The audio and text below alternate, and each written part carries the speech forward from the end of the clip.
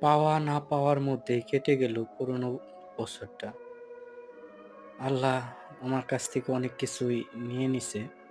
তো যাই হোক ওইটা নিয়ে আফসোস করি না। আল্লাহ তাআলা যেন ভবিষ্যতে ভালো করে এই আশাই করি।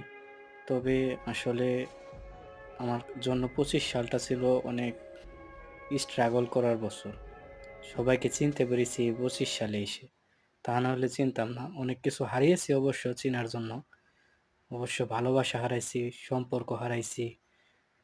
যাই হোক অনেক ভালো ছিলাম, সেই ভালো থাকাটাও হারিয়ে ফেলেছি। তবে আল্লাহ তাআলা যা করেন ভালোর জন্যই করেন।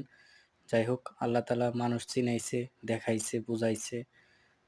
তবে যেটা গেছে ওইটা নিয়ে আর আফসোস করি না। আল্লাহ তাআলা যেন আমার জন্য নতুন বছরটা অনেক ভালো যায় সেই দোয়া করবেন সবাই। আল্লাহ হাফেজ। আসসালামু আলাইকুম।